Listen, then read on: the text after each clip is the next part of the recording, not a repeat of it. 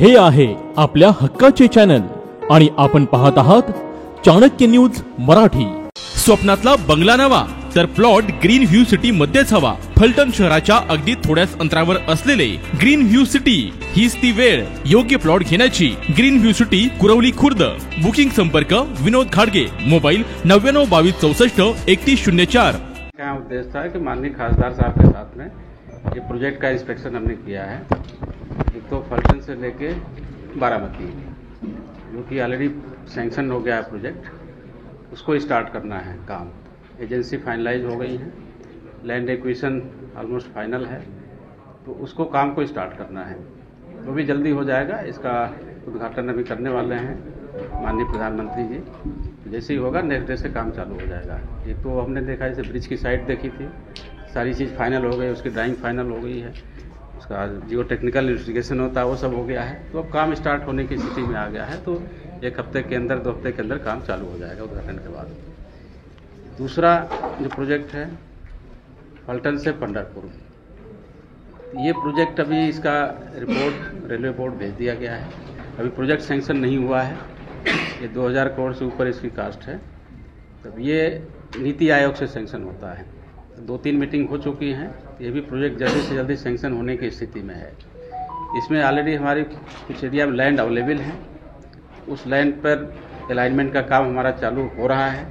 कुछ बोर्ड भी लगा दिए हैं, आपने देखे होंगे जगह जगह कि हाँ ये रेलवे की लैंड है, इस प्रोजेक्ट के लिए है, और इस पर काम चालू हो जाएगा। जैसे ही नीति आयोग से इसका क्लियरेंस आता है उसके बाद इस प्रोजेक्ट पर भी काम चालू हो जाएगा। फलटन बारामती का जो ये ट्रैक है, इसको टाइम बाउंड कितना है? 2026 तक का है। ये सीओ साहब हैं जो प्रोजेक्ट एग्जीक्यूट कर रहे हैं। दिसंबर 2026 का टारगेट रखा है सर। तो ये हो जाएगा क्योंकि ऑलरेडी एजेंसीज हैं, अच्छी एजेंसीज हैं, काम चालू हो जाएगा फुल स्पीड से। कोई इसमें ऑब्स्ट्रक्शन नहीं है और पूरा सहयोग है स्टेट गवर्नमेंट का, माननीय खासदार साहब का। कुछ है लोकल इशूज़ तो हम लोग बात करते रहते हैं, तो उसमें दिक्कत नहीं होगी। ये हो जाएगा 2026 तक।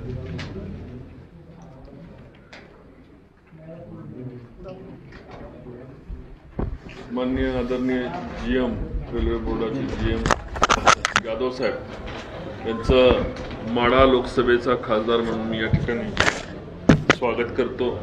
आदरणीय CO साहेब आहेत, आदरणीय DRM मॅडम आहेत, आदरणीय चीफ इंजिनियर आहेत, डेप्टी चीफ इंजिनियर आहेत, सर्व रेल्वे स्टाफ, GM साहबांच्या बरोबर आलेले सर्व अधिकारी। ये फलटन ऐतिहासिक नगरी में हम आपका स्वागत कर रहे हैं सर।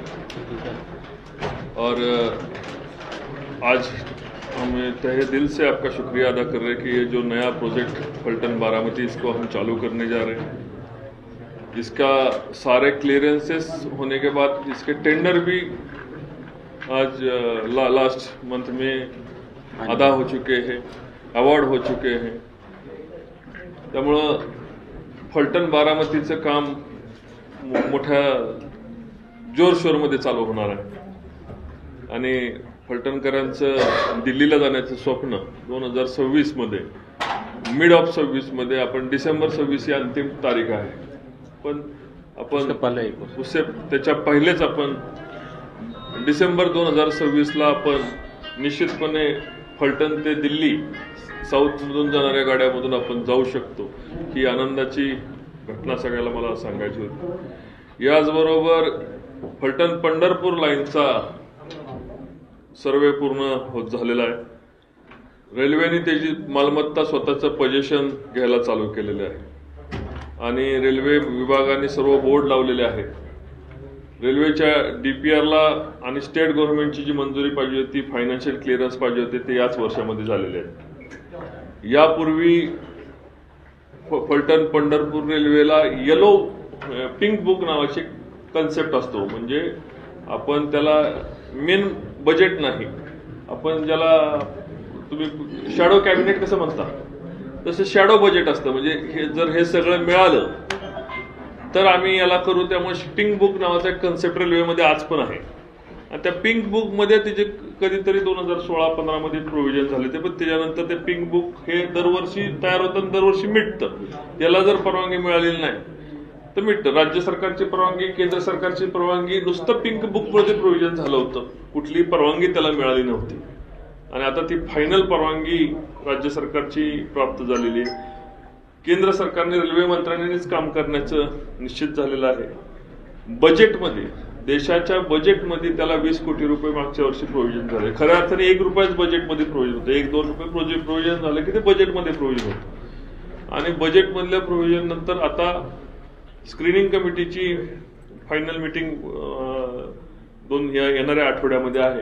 त्याच्यानंतर डायरेक्ट प्रपोजल हे स्क्रीनिंग कमिटी नीती आयोग करून कॅबिनेटला जाणार आहे.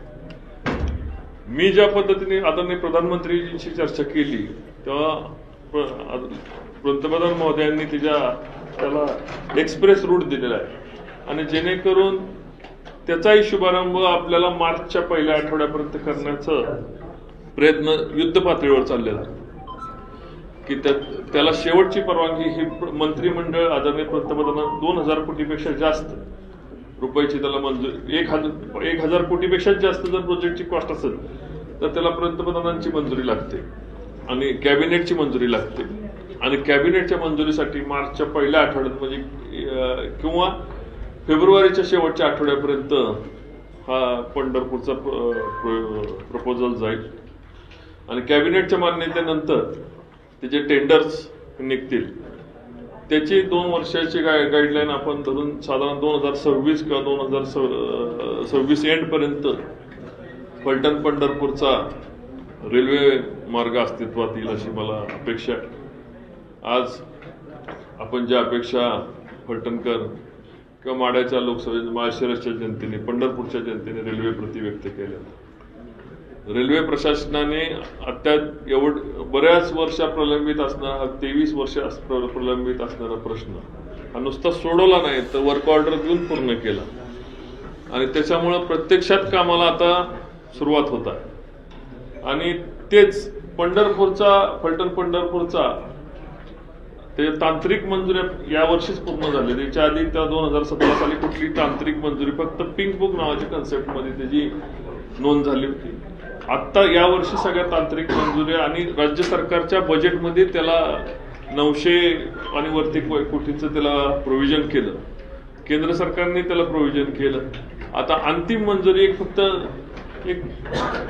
आपल्याला म्हणजे आपण म्हणतो ना कधी सोपस्कर पार पाडायचा आहे, तसं तो कॅबिनेटला जाणं हे फक्त सोपस्कर आहे. केंद्र सरकारच्या पण जवळपास सर्व मंजुऱ्या पंढरपूरला मिळालेल्या आहेत. फायनल क्लिअरन्स जेव्हा प्राप्त होतो तेव्हा कॅबिनेटची मंजुरी होती.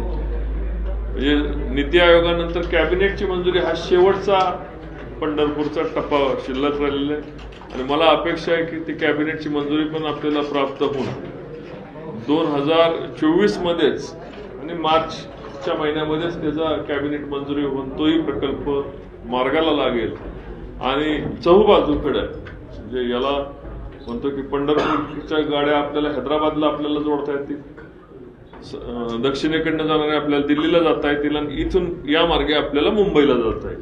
लोकांचा खर्च, जनसामान्यांना लागणाऱ्या तिकिटामध्ये बचत आणि वेळेमध्ये बचत होते.